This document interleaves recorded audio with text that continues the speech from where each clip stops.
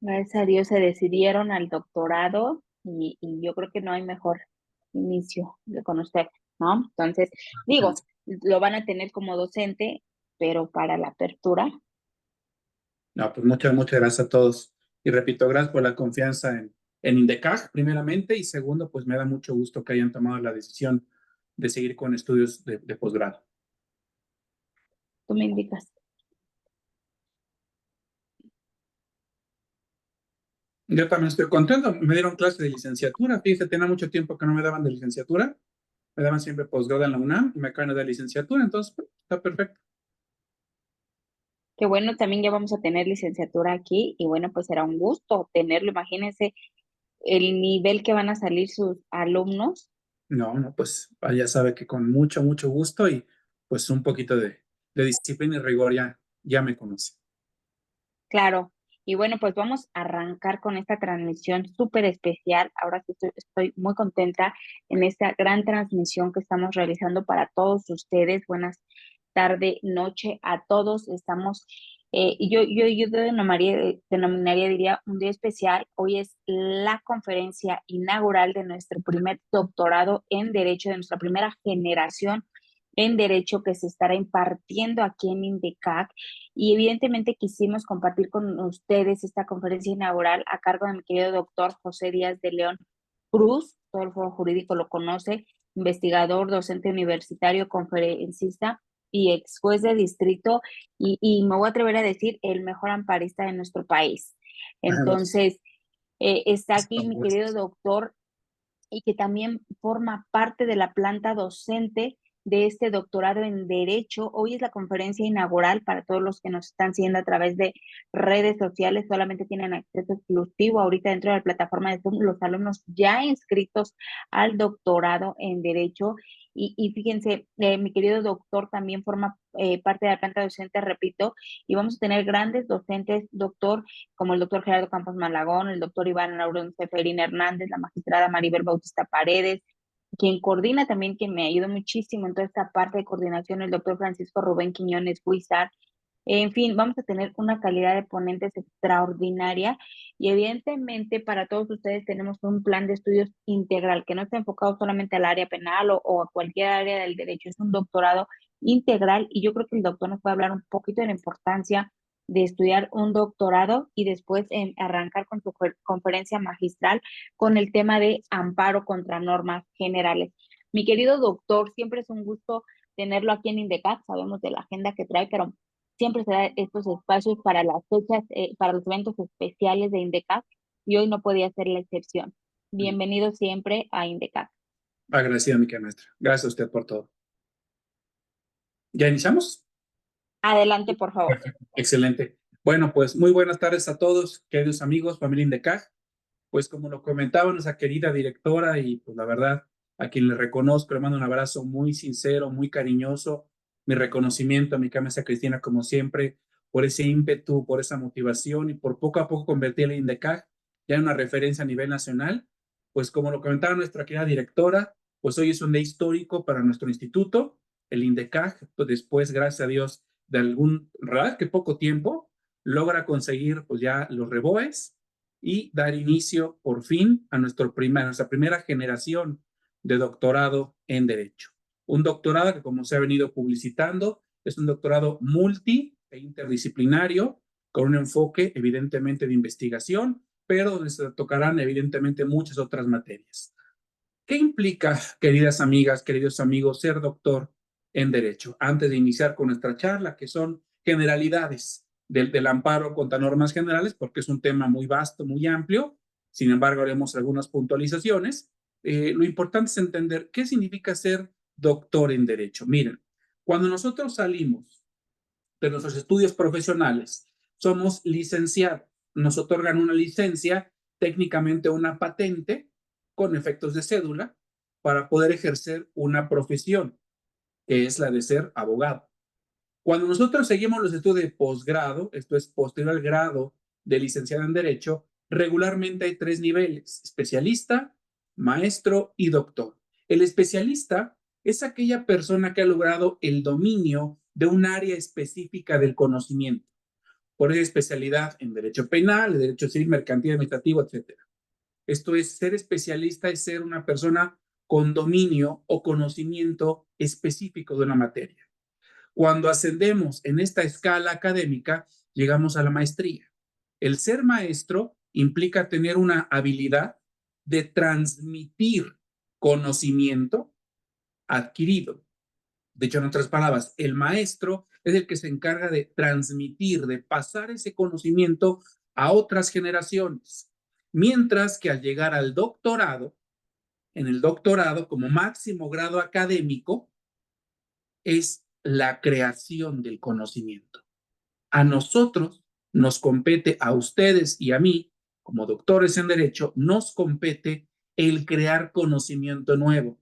De ese conocimiento que ya dominamos y que hemos transmitido, ahora transitar hacia una evolución, hacia la generación de nuevas reflexiones, de nuevo conocimiento. Queridos maestras, queridos maestros, hoy, afortunadamente ya, doctorandos todos en Derecho.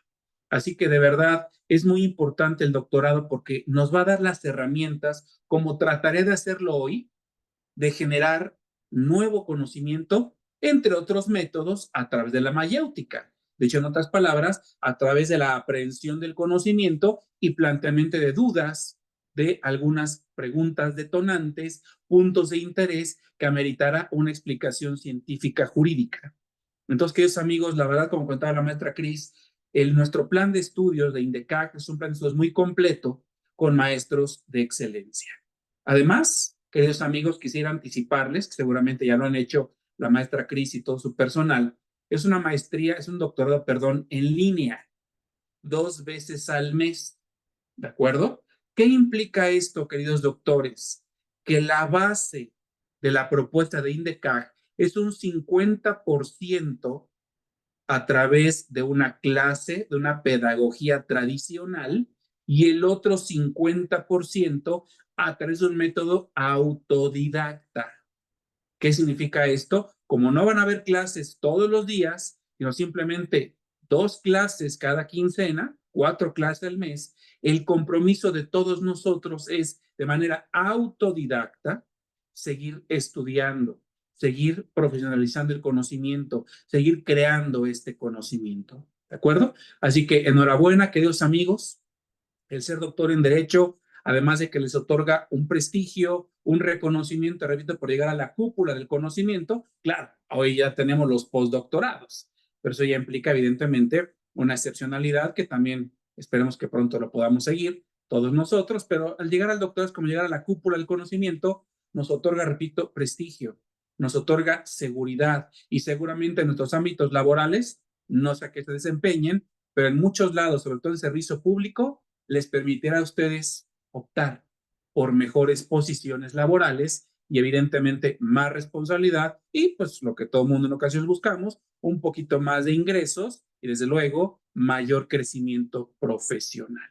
Así que enhorabuena, queridos amigos familia INDECAC, sean ustedes bienvenidos y bueno, pues si la maestra Cris no tiene inconveniente, daremos inicio. Adelante, mi querido doctor. Y para todos los que nos siguen, esta transmisión es exclusiva para ya los alumnos inscritos, repito, los que están dentro de la plataforma de Zoom, y la transmisión que se está llevando abierta en redes sociales de manera gratuita para todos ustedes, porque yo siempre he dicho, alguien de la calidad como mi querido doctor Pepe Díaz de León, lo tenemos que compartir, pero también todos los que estén interesados todavía en inscribirse. Hoy es la conferencia inaugural y mañana es el inicio formal de las clases. Entonces, todavía tienen esa oportunidad y bueno, pues queda a cargo mi querido doctor.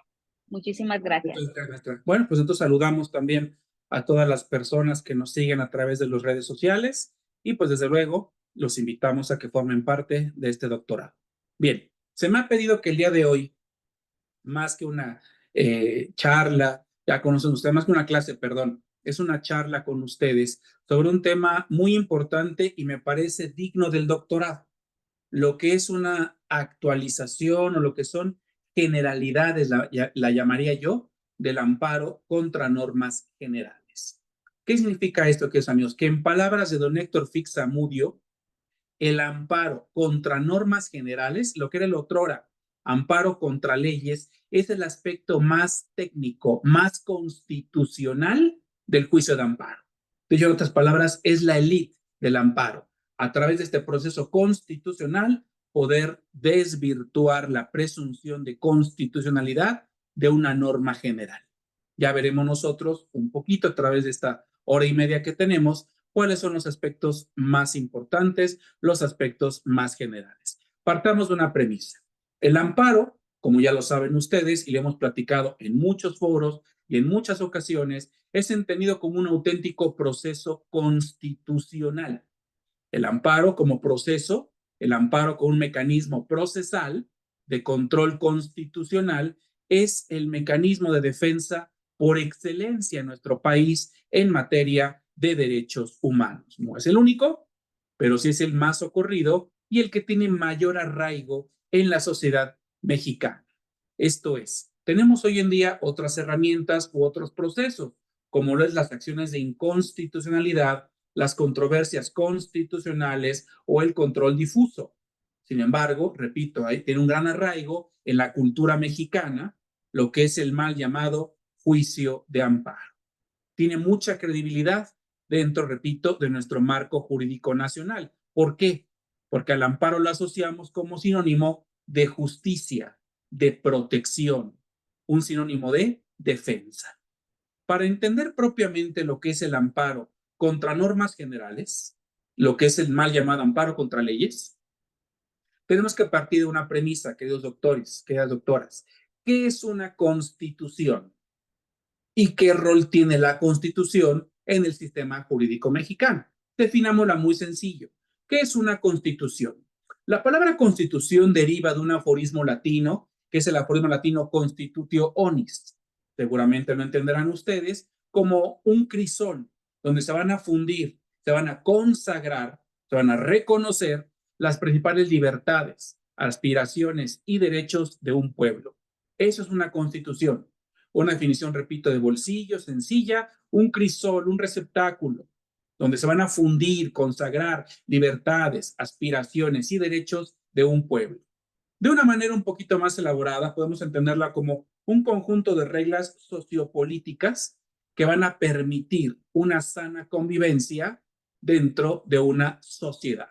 Reglas, repito, de convivencia sociopolíticas dentro de una sociedad. Se denomina constitución porque este documento jurídico, esta norma jurídica suprema, busca crear, organizar o integrar todas las instituciones que regirán a una sociedad o a un pueblo dentro de un determinado territorio. Jurídicamente hablando, es un texto jurídico, político y jurídico creado, repito, precisamente para garantizar la vida en sociedad. Por eso se le conoce de maneras o acepciones muy coloquiales como ley fundante o ley fundamental o carta magna, porque dentro de nuestro orden jurídico, como ustedes lo saben, la Constitución ocupa el rango superior. Es fuente, norma que funda o de la que emanan el resto de normas que integran el sistema jurídico mexicano. De ahí que se conoce, repito, como carta magna, ley fundamental o norma fundante, porque jerárquicamente, repito, es la que se encuentra por encima de las demás leyes al momento en que devienen o estas tienen consecuencia, origen en la propia Constitución. Evidentemente, habrá que entender que una Constitución es creada por el propio pueblo al ejercer su soberanía. Recordemos los artículos 39 y 40 de la Constitución, cuando señalan la soberanía reside esencial y originariamente en el pueblo. El pueblo, nosotros como sociedad, tenemos esa facultad de autodeterminación. Nosotros vamos a regir nuestro propio destino, vamos a crear, a establecer nuestra forma de vida y por ende vamos a darle características a nuestro Estado mexicano. Y por eso decidimos que el Estado mexicano sea una república representativa, democrática, laica y federal. ¿De acuerdo? Temas que ustedes ya conocen y evidentemente no entraremos. Pero lo importante es que entendamos que es la Constitución, es precisamente ese abreviario de ideales, de aspiraciones, de derechos de un pueblo. ¿De acuerdo? Bien, entendiendo esto, habrá que establecer que el Estado mexicano al que hemos hecho referencia tiene pues tres elementos tradicionales: territorio, población y gobierno. Esto es algo que todos conocemos. A lo mejor un aspecto un poco más moderno, doctores, es que el Estado, en acepciones mucho más modernas, tiene un cuarto elemento. Además del territorio, población y gobierno, existe un cuarto elemento al que hemos definido en otras ocasiones como el orden jurídico. ¿De acuerdo? La Constitución, perdón, el Estado, perdón, tiene un cuarto elemento que es el orden jurídico. Ergo, un conjunto de normas jurídicas que van a permitir definir al Estado que somos. Si se nos preguntara en este momento qué tipo de Estado somos, ya dije, nuestra forma de gobierno: república, representativa, democrática, laica y federal. Pero ¿qué tipo de Estado somos? Somos un Estado garantista, un Estado social de derecho, un Estado garantista o donde se respetan y tutelan los derechos humanos. Dos conceptos muy importantes: tipo de Estado, somos un Estado social y democrático de derecho, garante y protector de derechos humanos, o un Estado social y de derecho garantista, y una forma de gobierno republicana, representativa, democrática, laica y federal. ¿Por qué les digo esto? Porque en un amparo contra leyes, bajo una perspectiva muy general, muy básica, muy superficial, cualquier amparo que nosotros interpongamos contra cualquier ley, contra cualquier norma general, tiende precisamente a afianzar, a proteger, a tutelar estos principios constitucionales: esta voluntad soberana, esta forma de gobierno, esta autodeterminación. Dicho en otras palabras, para que ninguna ley vigente en México, ninguna norma general, atente en contra de los principios de nuestra Constitución. Ese es, grosso modo, repito, el pilar de un amparo contra normas generales. Dicho en otras palabras, cuando nosotros pretendamos confrontar una norma, entiéndase ley federal, ley estatal, reglamento, decreto o bando de buen gobierno, cuando pretendamos confrontarlo contra la Constitución, habremos de partir de una premisa básica: ¿qué ideal, qué aspiración, qué derecho está contraviniendo esta norma secundaria con respecto al marco constitucional? ¿Y por qué es importante que hagamos esto? Anótenlo, por favor, futuras doctoras, futuros doctores, porque toda norma general en México, ahorita explicaré el concepto norma general, pero entiéndase como el concepto ley, si lo quieren ocupar de esa manera. No es recomendable ocupar el concepto ley, ya es anacrónico, pero es lo más cercano. Norma general es más amplio, ya lo veremos un poquito más a fondo la definición. Pero bueno, recapitulo. ¿Por qué es importante entender esto? Que la Constitución, repito, es la norma fundante, suprema, jerárquicamente más alta, axiológicamente superior, donde se plasma nuestra autonomía, nuestra soberanía, nuestra autodeterminación.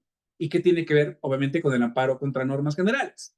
Bien, lo primero es más básico, como ustedes lo saben, que la Constitución, entre otros instrumentos, será la confronta, será el parámetro con el que vamos a confrontar una norma general. Pero recuerden esto, lo que quería hacer énfasis: toda norma general en México, anótenlo, goza de una presunción de constitucionalidad.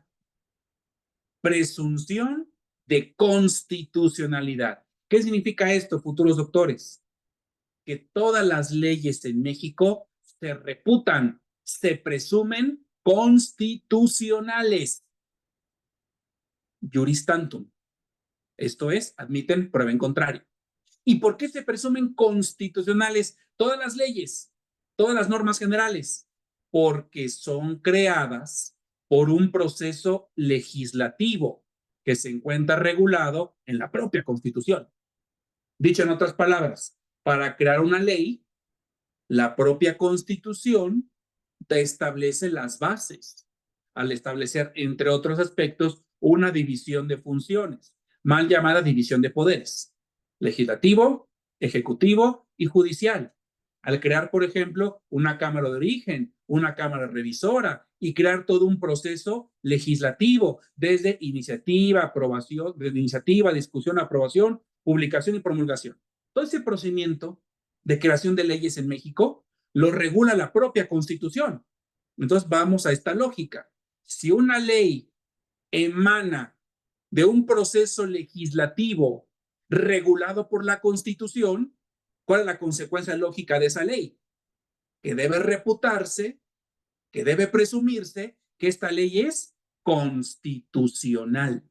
Presunción. Y repito, juris tantum. ¿Por qué?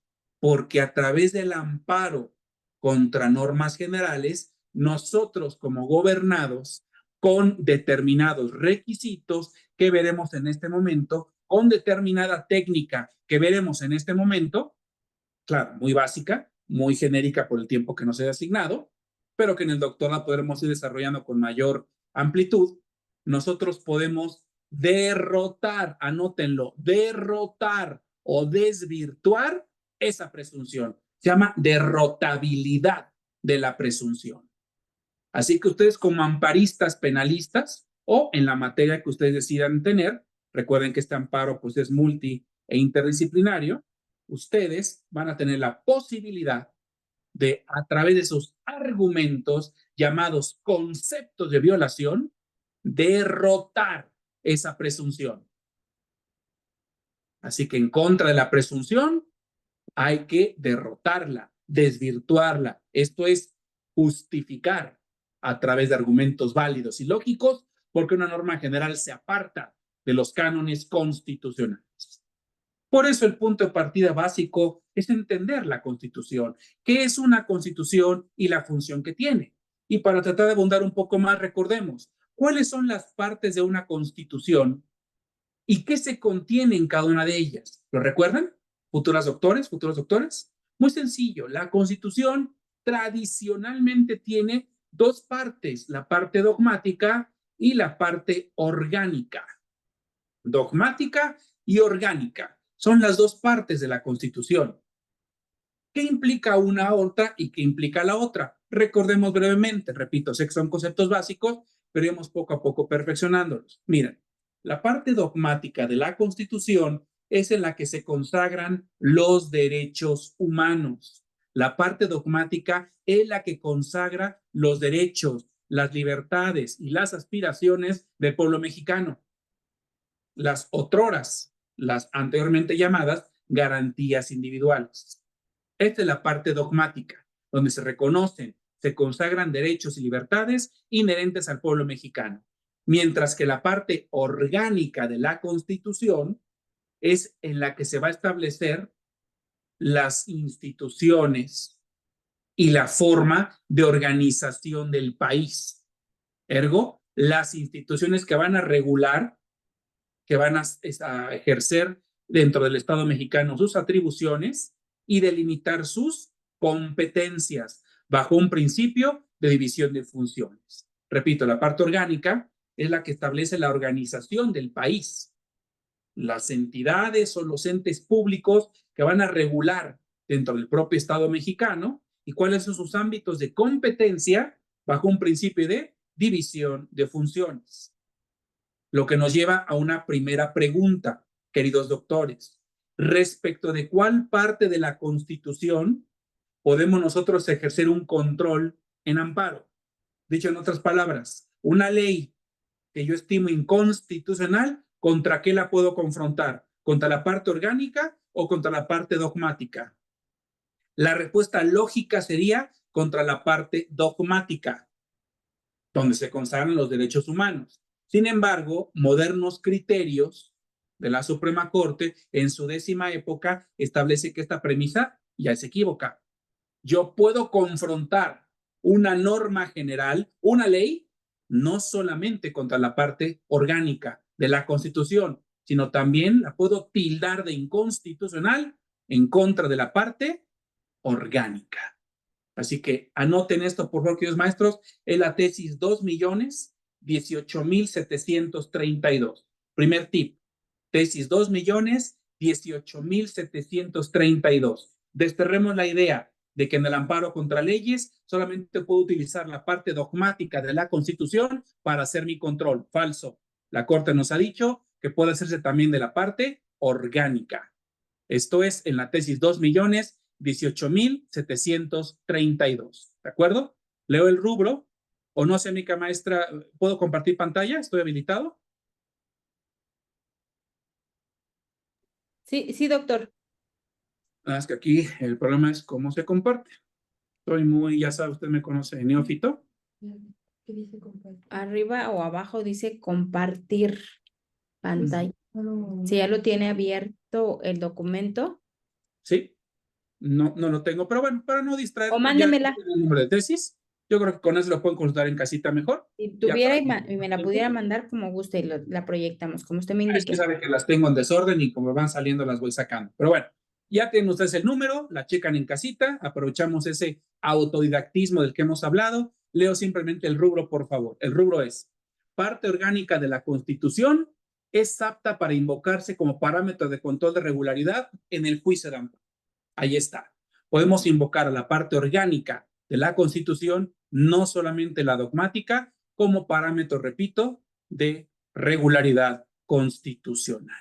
Bien, una vez que hemos identificado contra qué es la Constitución, cuál es su función dentro del amparo contra normas generales y cuál es la parte de la Constitución, en este caso las dos partes, que podemos utilizar para una confronta en materia de amparo contra normas generales o de amparo contra leyes, viene una pregunta muy interesante que siempre me formulan y seguramente a ustedes como doctores, como seguramente son grandes académicos, postulantes, investigadores, seguramente para juezas, jueces, funcionarios judiciales en general o de otras entidades de gobierno, les habrán formulado.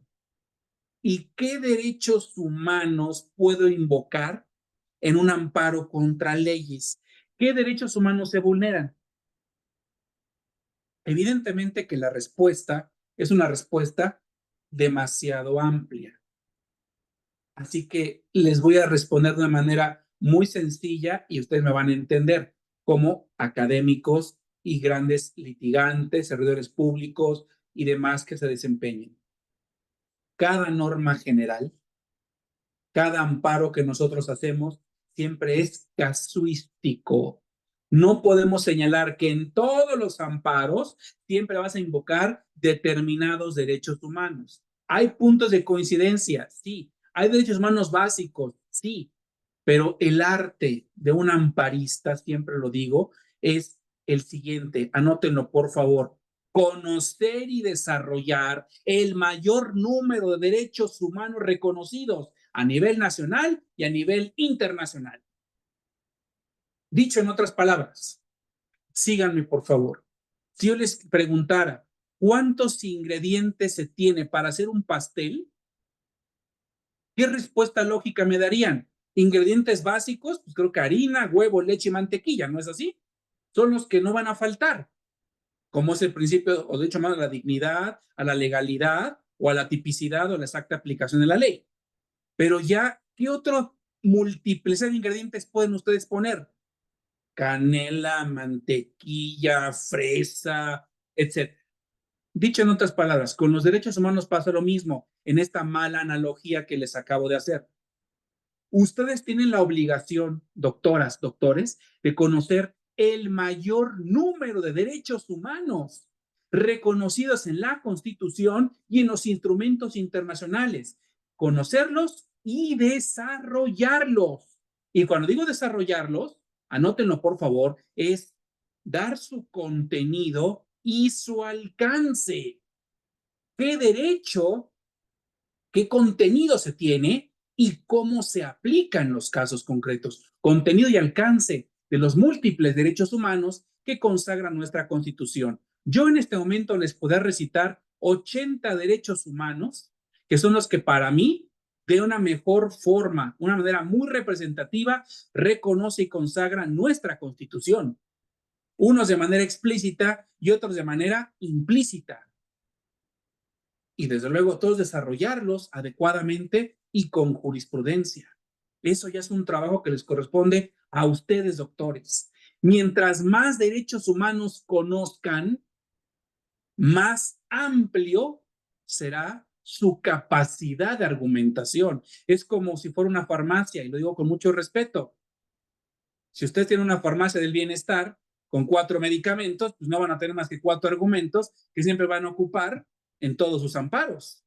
Pero si ustedes tienen una multiplicidad de medicamentos nacionales e importados, cuando venga un paciente, cuando les pidan surtir una receta, tendrán ustedes todo un bagaje completo para poder surtir esa receta. Pongamos un ejemplo, queridos doctores. Hagamos un ejercicio, por favor.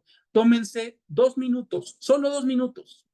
Y al chat, por favor, les pido, solamente pongan un número. En 2 minutos piensen, ¿cuántos derechos humanos en materia penal pueden ustedes recordar? Creo que 2 minutos es mucho.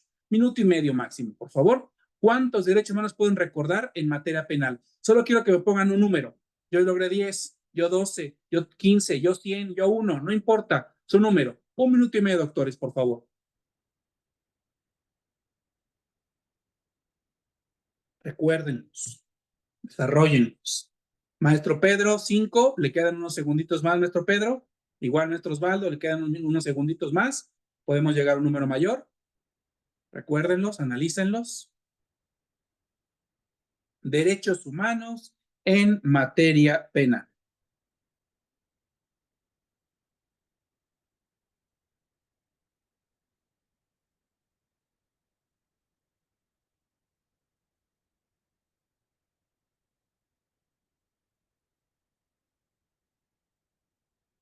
¿20 segundos más?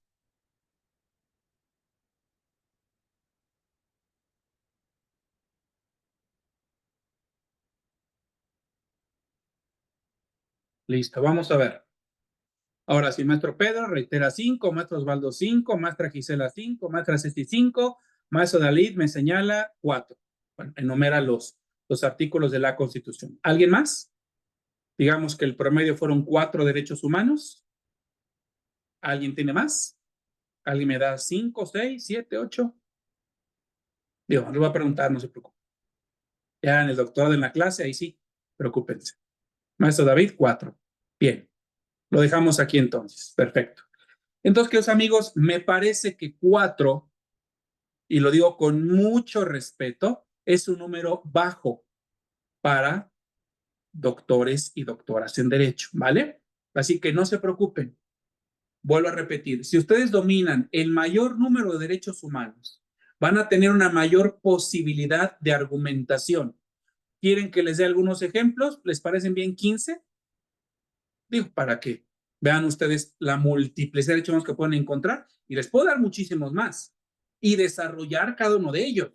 No lo voy a hacer por razón de tiempo, pero espero que esto incentive en ustedes ese aspecto de autodidactismo al que les he dicho, y hagamos referencia a ellos. ¿Cuáles son 15, 20 derechos? Los que ustedes me pidan, derechos humanos en materia penal que tengo que conocer y dominar y que nos van a servir para un amparo contra cualquier acto en materia penal o contra una norma general en materia penal. Empecemos. ¿Qué les parece? Derecho humano a la presunción de inocencia, debido proceso legal, prohibición de detenciones arbitrarias, sumarias o extrajudiciales, derecho a conocer los motivos o razones de la detención, derecho a ser informado de sus derechos previo a ser presentado ante las autoridades, derecho a ser mantenido en un lugar de detención reconocido, derecho a condiciones dignas de detención, derecho a la integridad personal, a la igualdad ante la ley, derecho a la igualdad ante los tribunales, a un juez natural, independiente e imparcial, a no declarar o a guardar silencio, el nemo tenetur, derecho a una defensa técnica, eficaz y elegida voluntariamente, derecho a comunicarse con su defensor de manera confidencial, derecho a la privacidad y a la intimidad, a ser juzgado sin dilación o a ser puesto en libertad, derecho a que no se admitan pruebas ilícitas en su contra y retroactividad o ultraactividad de la ley, intérprete con conocimiento de lengua y cultura, plenitud probatorio, auxilio probatorio, defensa, exacta aplicación de la ley, debido proceso, los que me pidan. ¿Quedó claro? existe una multiplicidad, queridos amigos, en instrumentos nacionales e internacionales. Mientras más derechos humanos conozcan y desarrollen, para ustedes va a ser mucho más fácil detectar potenciales vicios de inconstitucionalidad. Anótenlo, potenciales vicios de inconstitucionalidad, también conocidos como categorías sospechosas. Potenciales vicios de inconstitucionalidad o categorías sospechosas. Síganme, por favor, queridos amigos. Si yo les dijera, a ver, en este momento, lean por favor esta ley y encuentren algunos potenciales aspectos de inconstitucionalidad, tendrían ustedes muchos problemas en encontrarlos si no conocen ustedes un amplio bagaje de derechos humanos.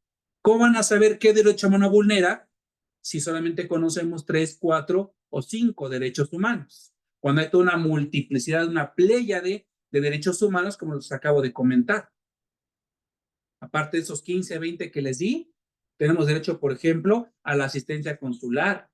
Tenemos derecho, por ejemplo, a derechos humanos poliédricos, acceso a la justicia, tutela judicial efectiva, etcétera. Así que, mientras más derechos humanos conozcan, más fácil van a detectar potenciales vicios de inconstitucionalidad. ¿Qué significa esto? Nosotros como gobernados, nuestra obligación es poner el dedo en la llaga, llamar la atención del juez en potenciales inconstitucionalidades. Nosotros no podemos afirmar, esa ley es inconstitucional, esa ley viola derechos humanos, esa ley va en contra de un tratado. A nosotros no nos compete. ¿A quién le compete? Al juez. Declarar la inconstitucionalidad de una ley. A nosotros nos corresponde simplemente, ¿qué cosa? Destacar potenciales, posibles violaciones a la Constitución. Es como cuando en materia penal decimos probable responsable. En la otra época, hoy, probable intervención. A nosotros no nos corresponde decir, esa persona es culpable. No, es un procesado, es un investigado, se le imputa una probable intervención. Nunca podemos afirmar en un proceso que esa persona es culpable. ¿A quién le corresponde esa afirmación? Al juez, después de tramitar un proceso penal. Lo mismo pasa en el amparo. Después de tramitar todo el proceso de amparo, solamente un juez de amparo va a poder determinar que una ley viola o no derechos humanos, si una ley es o no inconstitucional. Así que, amigos queridos, por favor, en su redacción de demandas de amparo, ¿qué van a poner? Esta parte, ¿qué cosa considera? Que el artículo 35, párrafo segundo del Código Nacional de Procedimientos Penales es potencialmente inconstitucional al vulnerar los siguientes derechos humanos, y se arrancan y los justifican. ¿De acuerdo? Así que la moraleja o la conclusión es, a mayor número de derechos humanos que conozcamos, mayor será nuestra capacidad de análisis. Hagan cuenta, nuestro microscopio va a ser cada vez más potente para poder detectar potenciales vicios de inconstitucionalidad. ¿Quedó claro esto?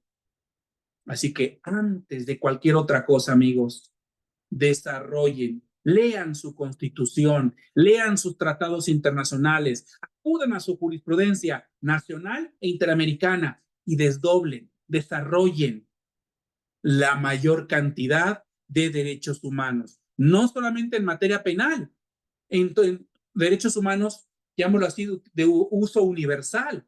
Les pongo algunos ejemplos: protección de la honra, libertad de conciencia, libertad de religión, libertad de pensamiento, expresión, derecho de petición, derecho de reunión, libertad de asociación, protección de la familia, derecho del nombre, derecho al niño, a la nacionalidad, a la propiedad privada, libre circulación. Hay un número extraordinario de derechos humanos. Desarróllenlos, analícenlos. Se los digo como amigo, mientras más derechos humanos conozcan, va a ser mucho más fácil para ustedes dar, encontrar el punto, el quiebre, la debilidad, la potencial inconstitucionalidad de una norma general que pongan en sus manos. ¿Quedó claro esto? Sin embargo, hay pilares. Desde luego hay derechos que son básicos, derechos que en cualquier norma general se tienen que respetar en cualquier acto de autoridad. Vamos con un ejemplo, seguramente ya lo conocen. De todos los derechos humanos que ustedes pusieron y de los que yo les acabo de comentar, la pregunta sería, ¿cuál es el de mayor estimativa axiológica? ¿Cuál de todos los derechos humanos que les comenté o los que conozcan es el de mayor estimativa axiológica? No dije el más importante, ¿eh? Esa expresión ya tenemos que desterrarla. Todos los derechos humanos son igualmente importantes entre sí. Ya no podemos jerarquizar entre ellos, ¿de acuerdo? Ya no podemos decir, la libertad es más importante que los derechos de la víctima. Ya no se puede decir eso. Si quieren la fuente, anótenla. Es la contradicción de tesis 293, diagonal 2011. ¿Vale? Bien. Entonces, efectivamente, el derecho humano de mayor estimativa axiológica, como el maestro Bubal, bueno, iPhone Bubal aparece, establece, por digo que mejor se pueden poner su nombre, estaría excelente. Efectivamente, es el derecho humano a la dignidad, ¿de acuerdo? A la dignidad de la persona, ¿ok? Tema que, bueno, tendrán ustedes que desarrollar, que es la dignidad humana o la dignidad de la persona técnicamente, pero les puedo ayudar con un criterio, el 165.813. 165.813, donde la van a poder encontrar como un derecho humano, que es el presupuesto y base de los demás derechos humanos en México. ¿De acuerdo? Bien. Entonces, la dignidad de la persona es la base, la fundamentación axiológica del resto de derechos humanos. Doctores, me surgió una pregunta en este momento. ¿Las personas morales pueden ser titulares de derechos humanos en México? ¿Una persona moral puede ser titular de derechos humanos en México? Al chat, tómense 15 segundos, doctores. Opinen. ¿Una persona moral puede ser titular de derechos humanos? Bimbo, Coca-Cola, Nestlé, Ciudad de México, gobierno federal, ¿pueden tener derechos humanos? Dice la maestra Marisol, sí. Maestro David, sí. Maestro Motorola Moto G8, G82, que sí. ¿De acuerdo? Bien. Maestro Andrés, maestra Dalí. La respuesta es parcialmente correcta. ¿De acuerdo? Maestro Osvaldo se acerca un poco a la respuesta cuando dice depende, que tampoco es muy técnica, pero creo entender su sentir. Aquí, mis queridos amigos, anótenlo, por favor. Las personas morales, tanto de derecho público como de derecho privado, sí pueden ser susceptibles de ser titulares de ciertos derechos humanos que sean compatibles con su propia y especial naturaleza. Así que a todos los que me contestaron sí, doctores, les faltó la segunda parte. Si me dicen que sí, yo entiendo que todos los derechos humanos por igual los pueden tener, y no es cierto. Bimbo no tiene derecho a la educación, no tiene derecho al nombre. Bimbo no tiene derecho a la salud o al sano esparcimiento de sus hijos, a menos de que me equivoque. Pero Bimbo sí tiene derecho a la legalidad, al debido proceso, a la defensa si fuera imputada. ¿Quedó claro? Entonces la respuesta es, una persona moral sí tiene derechos humanos en función de los que sean acordes con su propia y especial naturaleza. Por eso me quedo doctor, cuando me ponía el doctor Osvaldo, cuando me ponía la palabra depende, quiero entender que se refería seguramente a esta acotación. ¿De acuerdo? Correcto, maestro Osvaldo, perfecto. Sin embargo, ahora los llevo a otra pregunta, doctores. Ya dijimos que ciertos derechos humanos, acordes a su propia y especial naturaleza. Yo les pregunto, ¿una persona moral puede ser titular del derecho humano a la dignidad? ¿Dignidad de la persona? ¿La persona moral puede ser titular del derecho humano a la dignidad? Una pregunta interesante. La respuesta mayoritaria sería no. Una persona moral no tiene derecho a la dignidad porque no es un ente físico, es una ficción jurídica. Sin embargo, modernas corrientes en Europa están empezando a afirmar que una persona moral sí puede tener derecho a la dignidad. y se está creando el principio de la dignidad de la persona moral. Un tema que no vamos a tocar en este momento, simplemente se los dejo, doctores, doctoras, como un ejemplo de que el conocimiento está en constante dinámica, en constante evolución. Hay que estar adaptándonos. Lo que me lleva, por ejemplo, a otra pregunta. No me la contesten. Digo, si gustan, adelante, los escucho o en el chat. Pero hoy en día, los derechos humanos en la era informática pueden considerarse como una evolución, como una generación más de los derechos humanos? Digo, es otra pregunta que les dejo solamente en el pizarrón. Me explico. Hay 3 generaciones de derechos humanos. Recordamos, derechos civiles, sociales y políticos. Segunda generación, económicos, sociales y culturales. Tercera generación de solidaridad humana. La pregunta es, ¿y los derechos humanos en la era informática pueden ser considerados auténticos derechos humanos? Por ejemplo, Bitcoin puede ser considerado como protegido por un derecho humano al patrimonio. Meta, el que era anteriormente Facebook, no sé si sepan ustedes, pero está vendiendo terrenos en el metaverso. Podemos comprar un terreno en el metaverso y estar protegido por un derecho humano a la propiedad. Yo puedo poner un avatar. Si me dice la maestra Cristina, enciendan cámaras, y yo puedo poner un avatar verde con, no sé, orejas de elefante y manchas moradas, y yo me autorreflejo mi dignidad, mi persona en ese avatar, lo puedo poner y está protegido por mi derecho humano al libre desarrollo de la personalidad. Si yo hago esto, ¿estoy protegido por el derecho humano a la privacidad o a la intimidad? Digo, no aplica en clases del INDECAJ, desde luego eso no aplica, por favor. Pero bueno, ¿se han puesto a reflexionar esto, amigos? Los derechos informáticos o derechos en la época informática son auténticos derechos humanos independientes o son evoluciones de las escuelas que ya conocemos. Otro tema sasazo, doctores. Pero bueno, eso repito, serán aspectos que a ustedes les corresponde desarrollar a lo largo del conocimiento. Lo importante, ya regresando a nuestra charla, lo importante es que cuando nosotros dominamos, cuando nosotros conocemos los derechos humanos que se consagran en la Constitución y en los tratados internacionales, anótenlo por favor, nosotros tendremos mayor conocimiento del principio de supremacía constitucional, que es la base del amparo en general, con énfasis claro en amparo contra leyes. Repito y explico. Mientras más derechos humanos conozcamos nosotros, mientras más amplio sea nuestro bagaje de conocimientos al conocer y desarrollar derechos humanos, tendremos nosotros la capacidad de entender y proteger de mejor manera el principio de supremacía constitucional. Y anótenlo, por favor, latu sensu. Ya se maneja así el concepto, supremacía constitucional, latu sensu. Me explico.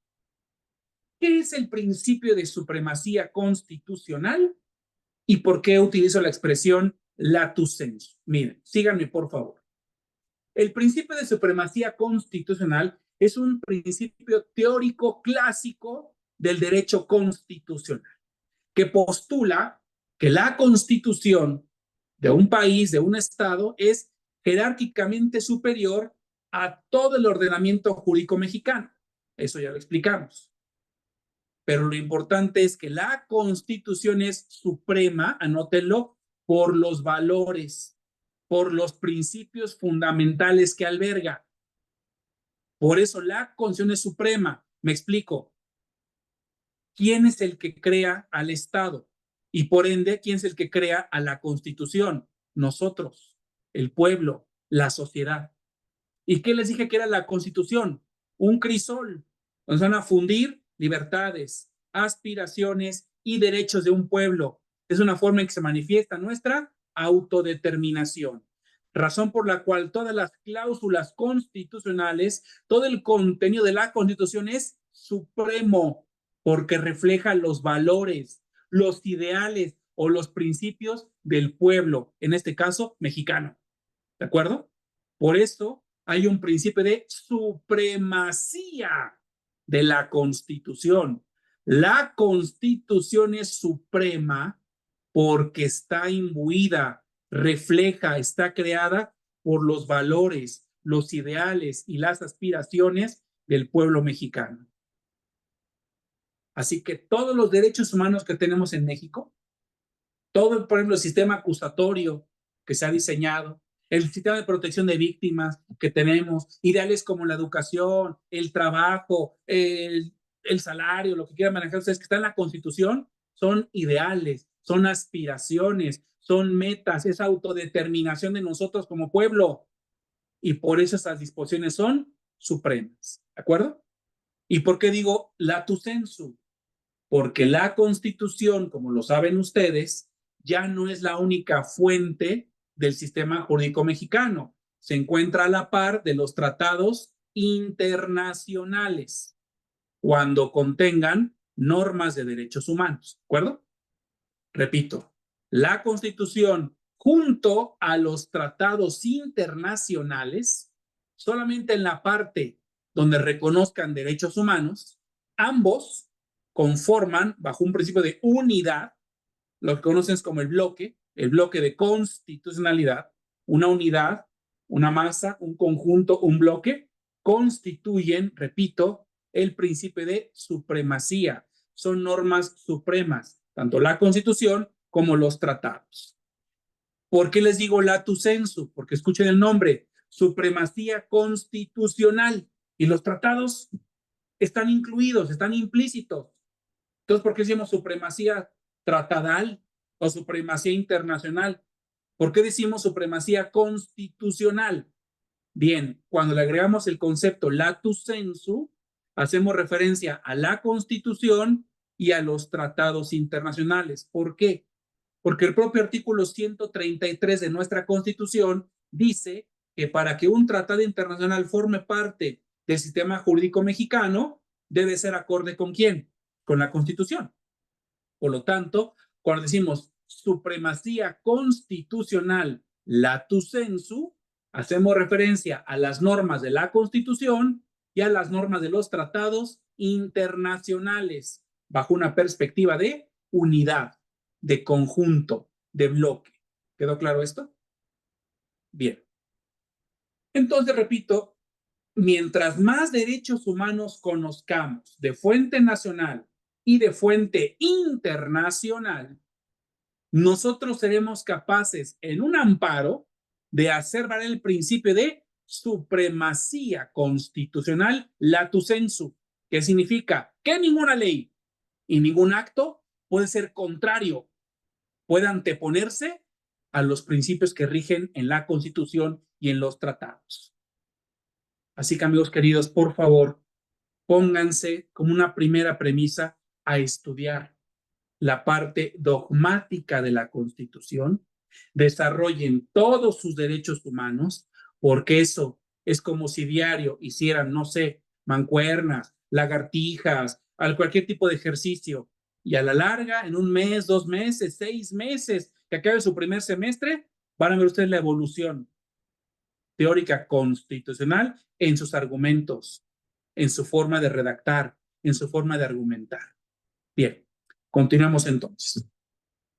Hemos entendido entonces la importancia del principio de supremacía constitucional, que se define en palabras muy sencillas, identificar cuál es el valor, cuál es el ideal, cuál es el derecho humano que la Constitución y los tratados internacionales resguardan y que potencialmente está siendo violado por una ley, por una norma general, para que en un concepto de violación yo le haga valer al juez, hey, la Constitución dice esto, pero esta ley establece lo contrario.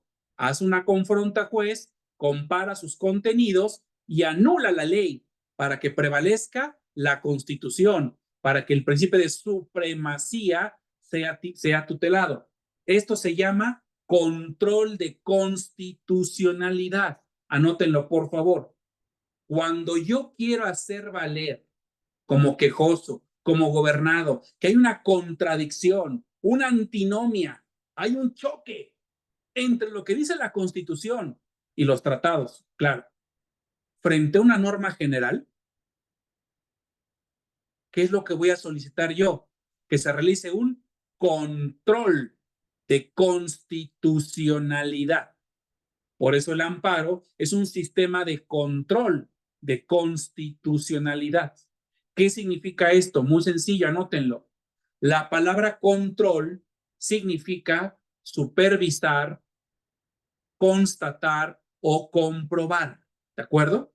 Supervisar, comprobar o constatar. ¿Qué cosa? Que se cumplieron con determinados lineamientos, directrices o parámetros. Eso significa la palabra control. Repito, control significa supervisar, constatar o verificar el cumplimiento de determinados lineamientos, requisitos o exigencias. Vamos a poner un ejemplo. Si le dijera yo a la maestra Almadelia, hagamos un control de asistencia. ¿Qué le estoy diciendo? Vamos juntos a constatar, comprobar, verificar un lineamiento, una directriz. ¿Cuál es esta? Que todos estén conectados con la cámara encendida y con su nombre puesto en el recuadro. Vamos a verificar esa directriz, ese lineamiento. Yo le dije a mi querido amigo, el doctor Andrés Dena, querido doctor, vamos a hacer un control de calidad de un determinado producto. ¿Qué le estaré yo sugiriendo, doctor? Vamos a verificar, constatar, supervisar que en el proceso de elaboración de un determinado producto se siguieron directrices o lineamientos, ¿de acuerdo? Así que yo les digo, maestra Adalí Flores, vamos a hacer un control de constitucionalidad latu sensu. ¿Qué le estoy sugiriendo? Vamos nosotros a pedirle al juez que confronte, que supervise, que verifique que una ley se ajusta a los parámetros, a las directrices, a los lineamientos que establece la Constitución y los tratados internacionales. A ver si existe qué cosa, anótenlo, regularidad.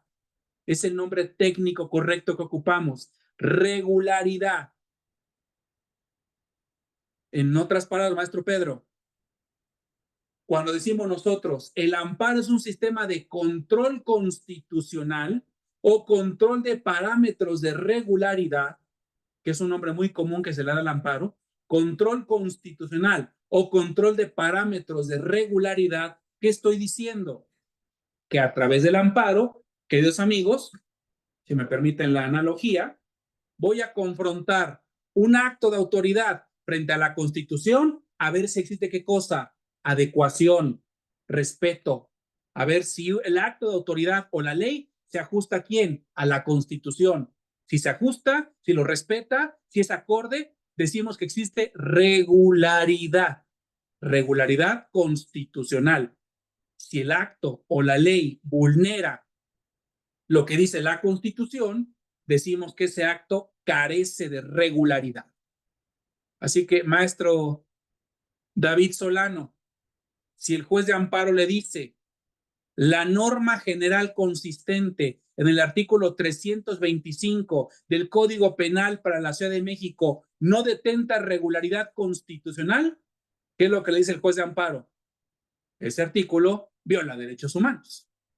O viceversa, maestro Luis Rodrigo Maldonado, el artículo 328 del Código Fiscal de la Federación, contrario a lo que aduce el quejoso, sí detenta la suficiente y necesaria regularidad constitucional. De ahí que su presunción de constitucionalidad no haya sido derrotada adecuadamente. ¿Me entendieron? Traducción, palo, no niegan el amparo. ¿De acuerdo? Forma parte del léxico, forma parte del lenguaje. En palabras lisas sencillas para que lo escuche una vez más. Al formular conceptos de violación, argumentos, yo debo de realizar una confronta. yo debo de constatar que el acto de autoridad o la ley no se ajusta, no tiene regularidad con la Constitución, lato sensu, incluye los tratados, en aras de acreditar, repito, en aras de acreditar que esa presunción de constitucionalidad ha sido derrotada.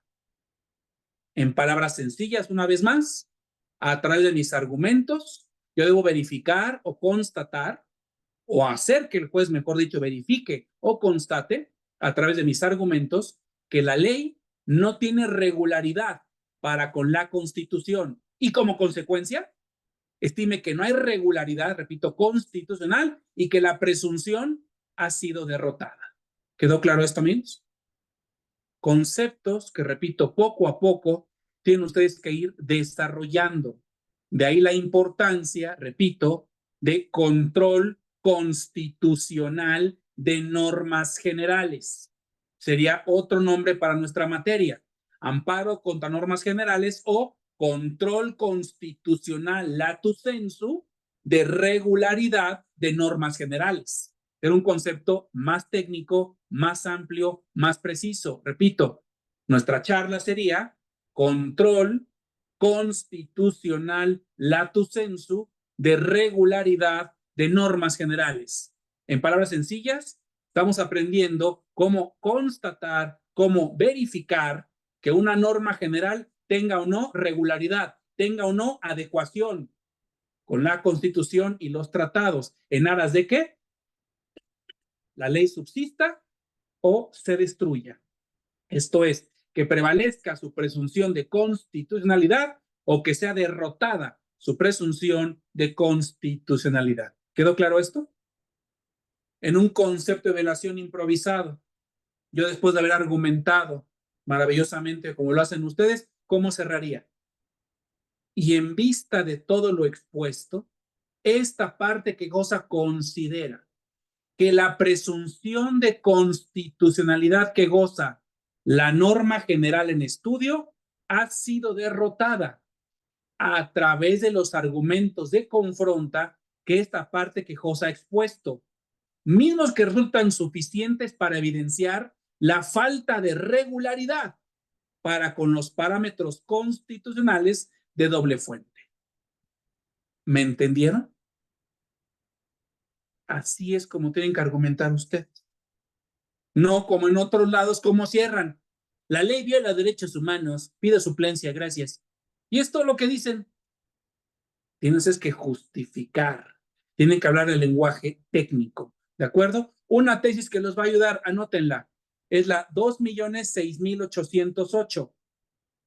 2.006.808. Ahí van a ver ustedes en la ejecutoria. Por favor, recuerden, cada vez que les doy yo una tesis, no es para que lean solamente la tesis, es para que vayan y lean la ejecutoria, ¿de acuerdo? Ahí van a encontrar la savia, el conocimiento, la argumentación. A partir de ahora, doctores, como se los digo a mis amigos que son ustedes, sigan por favor la máxima grecolatina. No recuerdo, maestro Osvaldo, que es tan leído y escribe en estos temas. No sé si fue Papiniano, Ulpiano o Alfonso XIII el Sabio que decía, una ejecutoria al día aporta alegría. ¿De acuerdo? Así que por favor, a partir de hoy, desarrollen a través de la lectura de las ejecutorias de la Corte. ¿De acuerdo? Para mí, lo que es la novena y la 10ª época serán las mejores para ustedes. Porque ahorita con esta Corte tan flaca que tenemos, que en lugar de 11,000, parece que tenemos 8, nada más, ya vamos, la verdad, bajando cada vez más la calidad argumentativa. Y agárrense cuando llegue el Tribunal Constitucional del Bienestar, que Dios nos agarre confesar. ¿De acuerdo? Pero bueno, en fin, continuemos. ¿Cuál es el fundamento para realizar un control constitucional de normas generales? Ya saben a qué me refiero. Un control constitucional lato sensu de normas generales. ¿Qué artículos vamos a invocar en nuestra demanda de amparo? Evidentemente son muchos, daremos los más importantes. Primero, el artículo 1 de la Constitución. El artículo 1 es básico, tanto en su párrafo primero como en su párrafo tercero. ¿De acuerdo? Artículo primero, párrafos primero y tercero. ¿Por qué? Porque aquí vamos a encontrar nosotros lato sensu, que es una obligación de cualquier autoridad, incluida la legislativa, de cualquier autoridad, el promover, respetar, proteger y garantizar derechos humanos. Traducción, toda ley debe ser acorde con los derechos humanos. Vamos a invocar el artículo 17. Sin duda alguna, el 17 es básico. Ahí se consagra mi derecho de acceso a la justicia y de tutela judicial efectiva. Y sin duda alguna, el 133. El 133, un principio evidentemente de supremacía constitucional, que nos dice que ninguna ley podrá estar por encima de la Constitución y los tratados. ¿De acuerdo? Y bueno, ya de manera específica, el 103 y el 107 de la Constitución, a los que haremos referencia en unos breves minutos, ya con un poquito de mayor detalle. Así que, si me lo preguntan, ¿cuál es el fundamento de un amparo contra leyes? 1, 17, 103, 107 y 133 de la Constitución. Que esos, por favor, nunca les falten. Ya le pueden aderezar, le pueden poner más, pero ya será al caso concreto. Los básicos, los indispensables son 1, 17, 103, 107 y 133. Para solicitar un control constitucional. Ergo, confronta, supervisión, vigilancia de que una norma general o una ley sea respetuosa, tenga regularidad con los parámetros constitucionales, con el principio de supremacía constitucional. Doctores, esto me lleva a una pregunta muy básica. Si hemos entendido que es un control de constitucionalidad, la pregunta sería, ¿cuál es la finalidad? ¿Qué es lo que se busca con hacer un control de constitucionalidad de leyes o de actos en general? Hacer un control constitucional de leyes o de actos de autoridad. ¿Qué es lo que buscamos? Cuando le pedimos a un juez que analice un acto, que analice una ley, a ver si se ajusta, tiene regularidad para con la Constitución. Anótenlo. El principio básico del juicio de amparo es limitar o acotar el poder estatal. Es desde Otero, Vallarta y Rejón, los padres del amparo, así se estableció la teleología del amparo. La finalidad del amparo, ¿cuál es? Limitar o acotar el poder público. Han ustedes escuchado, seguramente, y han visto, cuando van a los tribunales federales, las palabras de don José María Morelos y Pavón, que en muchos tribunales, por lo menos en materia penal, que es la que a mí me gusta, la que menos ignoro, están afuera de la mayoría de los tribunales y juzgados federales. Fondo negro, placas doradas, que dice que todo aquel que se queje con justicia tenga un tribunal que lo escuche, lo ampare y lo proteja contra el arbitrario. ¿La han escuchado, la han leído? De los sentimientos de la nación. Don José María Morelos y Pavón, al fundar el primer tribunal constitucional de América Latina en Apatzinga. ¿De acuerdo? Bien. Que todo aquel que se queje con justicia tenga un tribunal que lo escuche, lo ampare y lo proteja contra el arbitrario. ¿A dónde nos lleva maestro Ulises, maestra Maribel, maestra Bubal o maestro Bubal? No lo sé. ¿A dónde nos lleva esto? ¿Cuál es la finalidad de ejercer un amparo, un control constitucional? Limitar, acotar, restringir la arbitrariedad. En otras palabras, que todas las leyes y todos los actos se ajusten ¿a quién? A lo que establece el texto de la Constitución. ¿De acuerdo? Bien. Para ello, bueno, tenemos que entender sobre qué actos podemos hacer un control constitucional. Sobre qué actos podemos reclamar que se respete el principio de supremacía constitucional. Anótenlo, por favor. El artículo primero de su ley de amparo les va a dar los 3 tipos de actos de autoridad sobre los cuales podemos ejercer un control de constitucionalidad. Ya los conocen, son 3. Traducción. Yo solo puedo ir al amparo contra 3 tipos de actos, nada más. Actos positivos, actos omisivos o normas generales. Artículo primero de su ley de amparo. Anótenlo y lo checan en su casa. Por razón de tiempo, me queda media hora y no quiero perder tiempo leyendo artículos, sino avanzar lo más que se pueda. Artículo primero. Puede ir al amparo contra actos positivos, contra actos omisivos o contra normas generales. Traducción, puede ir al amparo contra un hacer, un no hacer de las autoridades o contra una norma general. Entiéndase, entre comillas, una ley. Pongamos un ejemplo, un acto positivo, un hacer, órdenes de aprehensión, vinculaciones a proceso, clausuras, sentencias, etcétera. Implica una actividad. Un no hacer de la autoridad. ¿Cuál es el ejemplo clásico? El derecho de petición. Oye, autoridad, te pido me informes X, Y, Z. Y la autoridad nunca me pela, nunca me contesta, nunca me notifica nada. Voy al amparo contra una omisión, un no hacer de la autoridad. Y normas generales, pues sírvanse, hay buffet. Podemos combatir cualquier tipo de ordenamiento jurídico vigente en México con determinados requisitos. Vamos a entrar ya en materia un poquito más técnica. Esto fue como el preámbulo, el calentamiento de motores. Simplemente vamos a iniciar ya con aspectos más técnicos en esta media hora, 35 minutos que nos falta. Sigan. Primero, la norma general podemos definirla como un acto de autoridad. ¿De acuerdo? Una norma general es un acto de autoridad. ¿Ok? ¿Qué es un acto de autoridad? Anótenlo, por favor. El artículo 5 se los va a definir. Artículo 5 de la Ley de Amparo.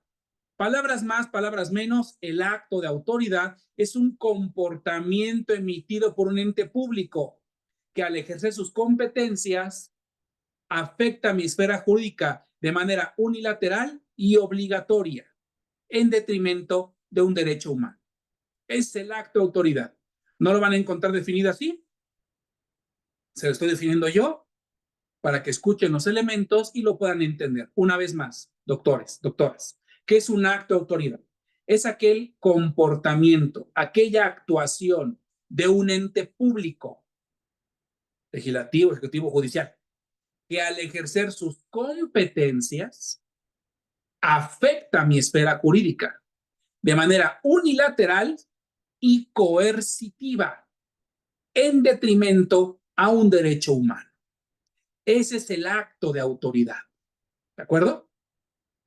La ley en general, las normas generales, cumplen con estos atributos.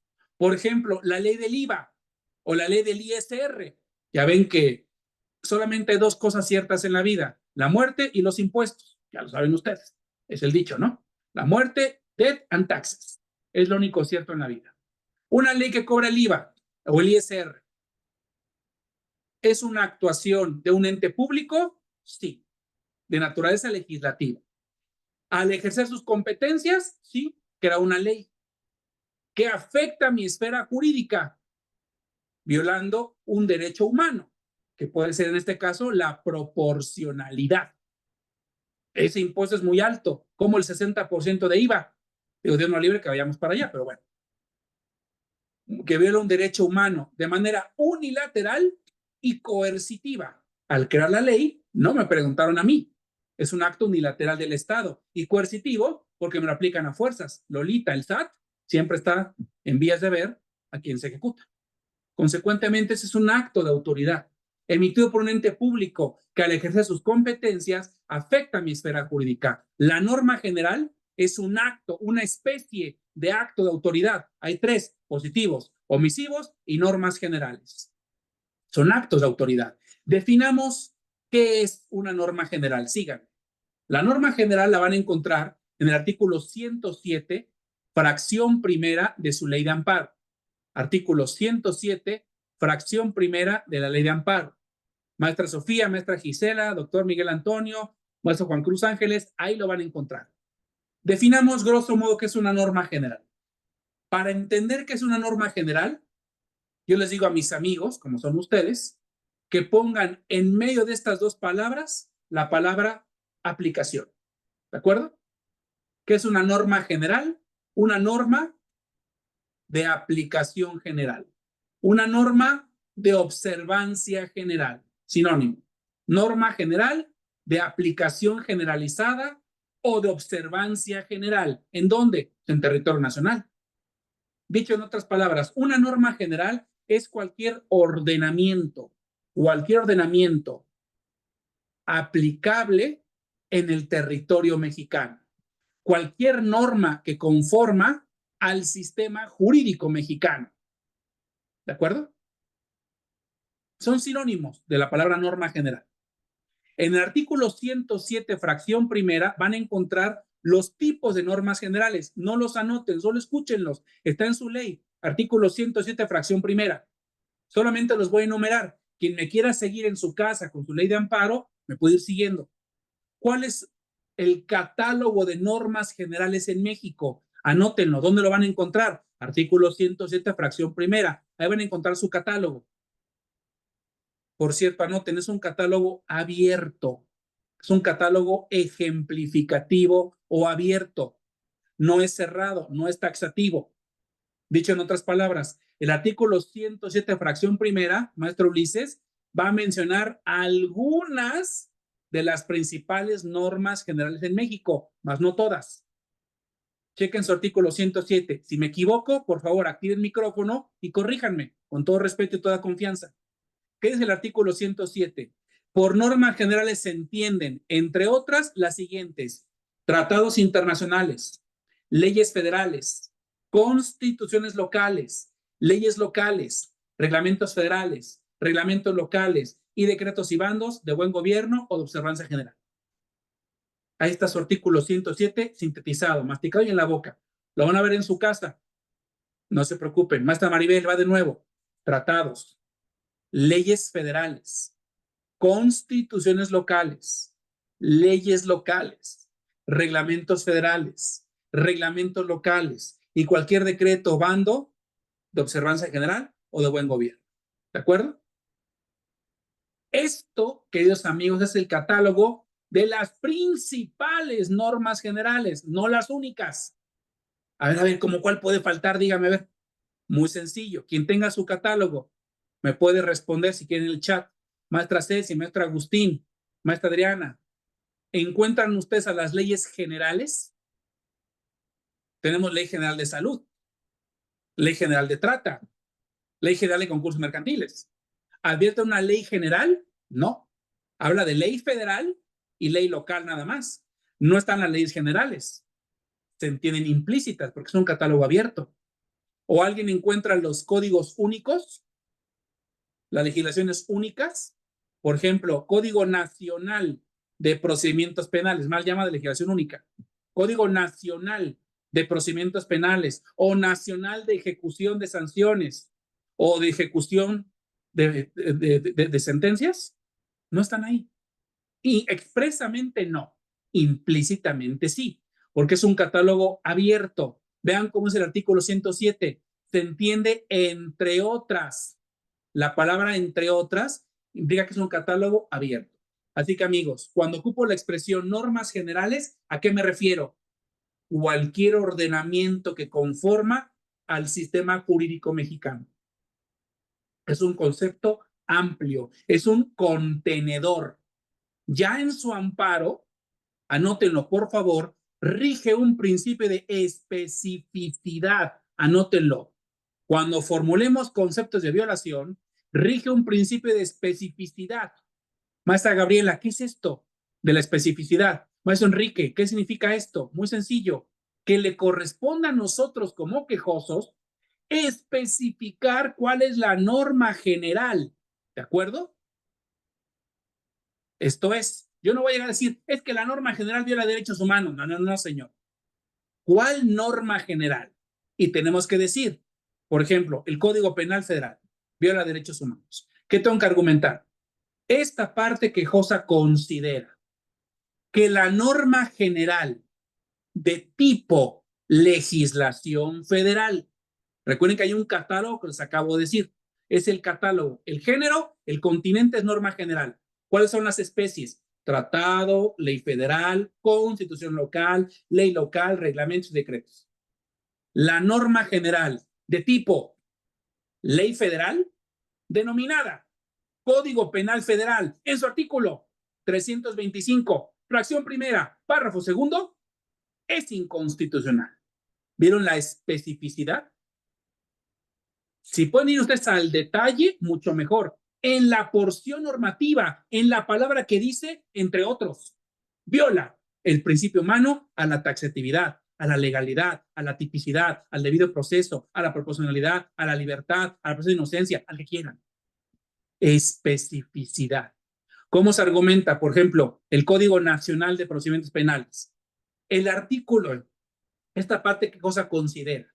Que la norma general de tipo, especie, legislación única, denominada Código Nacional de Procedimientos Penales, en su artículo 428, párrafo segundo, en la parte relativa que dice X, viola derechos humanos. ¿A cuáles? Y se arranca. ¿Quedó claro? Anótenlo. En la denominación, en la determinación de la norma general, rige un principio de especificidad. Traducciones. Han obligados ustedes a decir al juez con exactitud cuál es la norma general que están tildando de inconstitucional. No pueden decir, maestra Sofía, es que el Código Penal de Tamaulipas viola derechos humanos. Ah, sí, ¿en dónde? ¿En qué parte? ¿En qué artículo? ¿Quieres que estudie todos los artículos? Te equivocas, lo lamento. Te desecho por inoperante. Le aplico el artículo sexto. ¿Saben cuál es el artículo sexto? Al sexto de la basura. Improcedente. Los van a desechar. ¿De acuerdo? Tienen que ser ustedes específicos. Incluso, repito, porción, párrafo, incluso entrecomillen, de a tal línea a tal línea. Aquí está la violación, juez. Esta palabra, juez.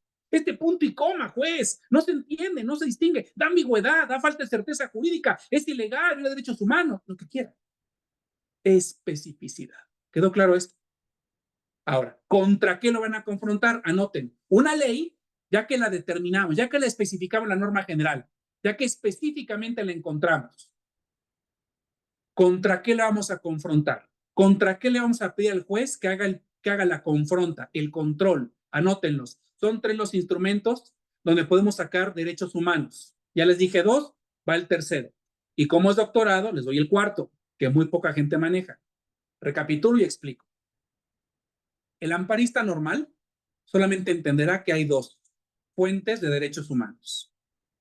El amparista experto entenderá que son 3, pero el amparista, que además es del INDECAG, encontrará que son 4. Traducción los poquitos. ¿De acuerdo? Bien, anótenlos por favor. Los instrumentos básicos de confronta ya se los dije. Constitución y tratados. Estos ya los platicamos, ya los desarrollé al principio de la clase. Cuando dijimos el principio de supremacía constitucional se predica de la Constitución y los tratados, ¿se acuerdan? Ambos dos, dirán los políticos, bajo un principio de unidad o bloque. Perfecto, eso ya está superado.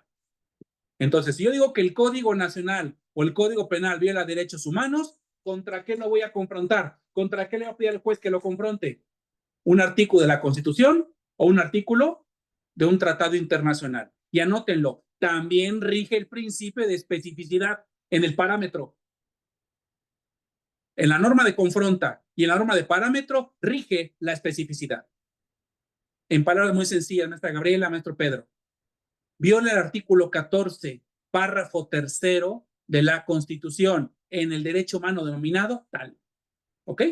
No van a decir, maestro Andrés, amigo querido, ay, viola la Constitución o viola el tratado, viola la Convención Americana. ¿Qué artículo, qué porción, qué derecho? No, pues al artículo sexto no lo van a aplicar. Maestra Delí, especificidad.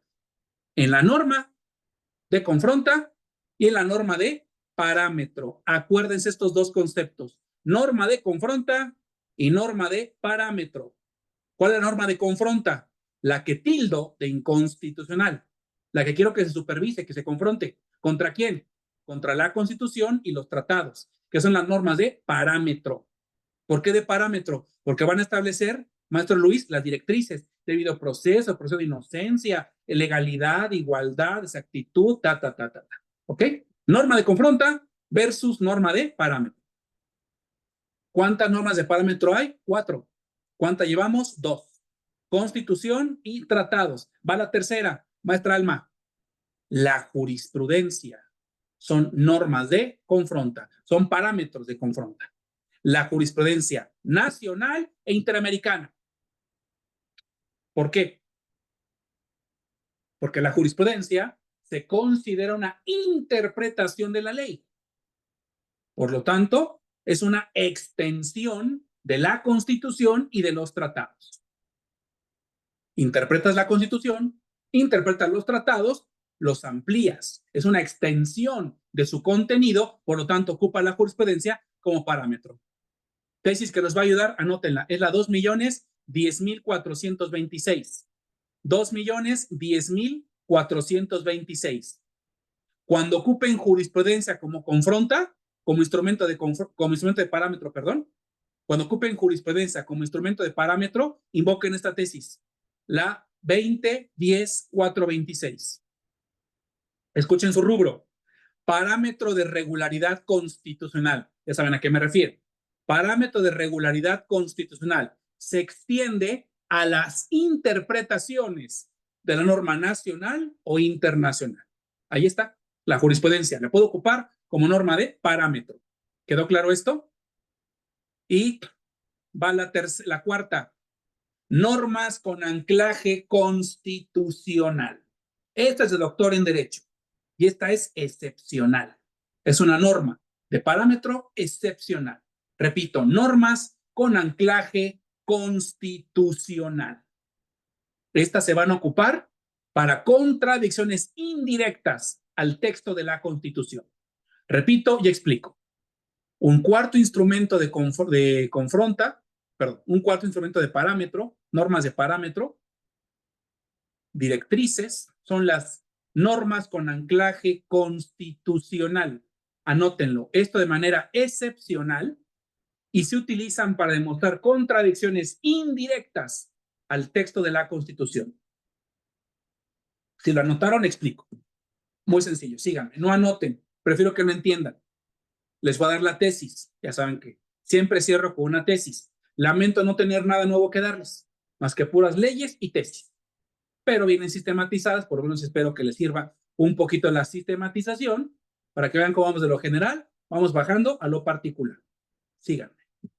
¿Qué dijimos al principio de la clase?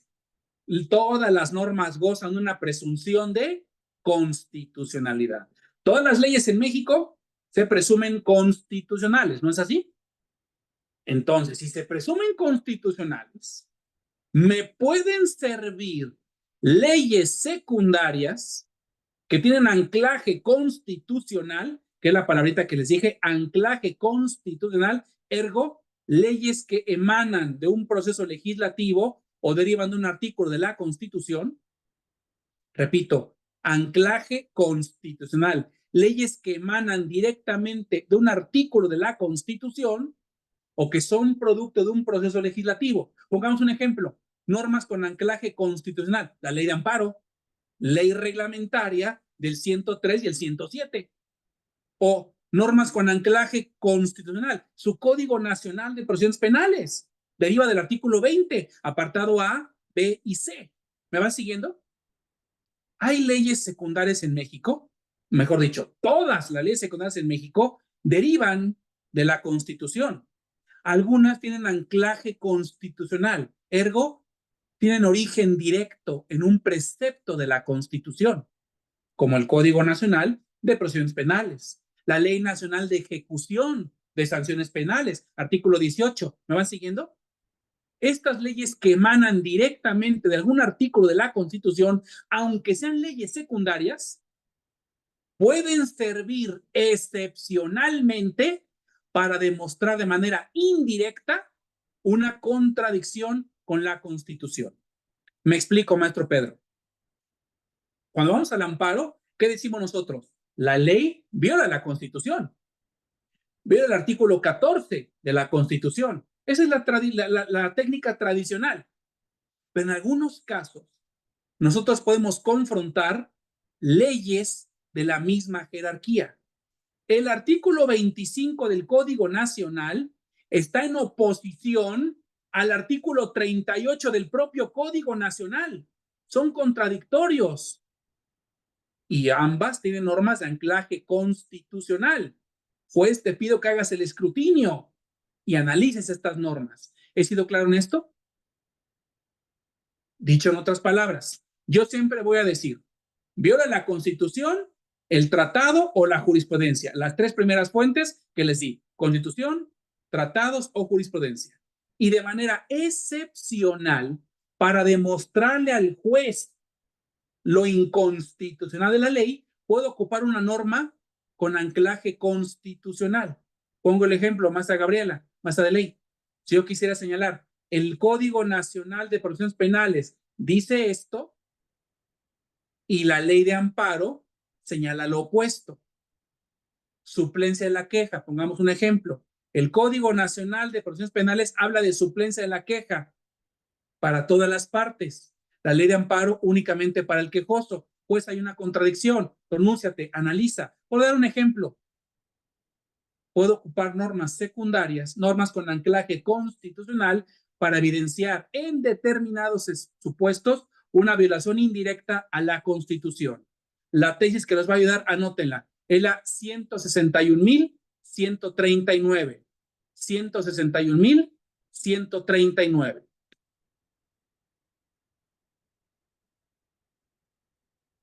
¿De acuerdo?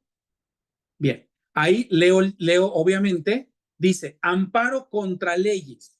La inconstitucionalidad de estas, de las leyes, puede derivar de la contradicción con otras de igual jerarquía cuando se muestre violación a la seguridad jurídica. ¿Ya lo vieron? La propia Corte nos dice, una norma puede violar derechos humanos a la luz de otras normas de la misma jerarquía. Es una norma con anclaje constitucional como un parámetro excepcional de inconstitucionalidad. Bien, continuamos. Ya vimos que es un acto de autoridad, ya vimos que es una norma general, ya vimos cuáles son los instrumentos de confronta, ya vimos cuál es la finalidad en este caso. Bien, ahora tenemos que ver cómo nace el amparo contra leyes, el amparo contra normas generales. Nace de una acción de inconstitucionalidad, anótenlo, una acción constitucional, perdón, acción constitucional. ¿Qué es la acción constitucional? La demanda de amparo. Esto es, nace siempre a petición de parte. Así que anótenlo, por favor. Un amparo contra leyes, un amparo contra normas generales, por regla general, siempre va a requerir petición de parte. ¿De acuerdo? Oiga, ¿y el ex oficio? Ah, bueno, el ex oficio es una cuestión excepcional. Cuando el juez, en sus propias funciones, al desempeñar su función, advierte oficiosamente que la ley viola derechos humanos. Pero si el juez no lo ve o el juez no lo advierte, no lo va a analizar. Entonces, si nosotros entendemos que la ley viola derechos humanos, hay que solicitar siempre de manera expresa una análisis, una confronta a través de una acción constitucional. Anótenlo, por favor. En la vía directa es el artículo 107, fracción quinta. La acción la van a fundar, si es en vía directa, amparo directo, en el 107, fracción quinta. Y si es en la vía indirecta, en el 107, fracción 7. Ese va a ser su fundamento. Léanlo en casa, por favor, los artículos. 107, fracción quinta, en la vía directa, y 107, fracción 7, en la vía indirecta. ¿Y qué requisito nos va a pedir para demostrar, para un concepto de violación? Anótenlo. Los tres requisitos básicos para que una norma general la pueda combatir en amparo son los siguientes. 1, que la norma esté vigente. 2, que exista un acto de autoridad, un acto de aplicación, perdón. Y 3, un perjuicio. Repito, los tres requisitos básicos que tengo que desarrollar para formular un concepto de violación en amparo contra leyes son 3. 1, vigencia de la norma. 2, acto de aplicación de la norma. Y 3, perjuicio producido por la norma. En palabras más sencillas, amigos, cuando ustedes formulen conceptos de violación, tienen que demostrar 3 cosas. 1, que la norma está vigente. 2, que la norma se les aplicó. Y 3, que con su aplicación se les causó un perjuicio. ¿De acuerdo? Pongamos un ejemplo absurdo. Un tipo penal que establezca pena de prisión vitalicia por un delito de robo, por decir. ¿Qué vamos a señalar?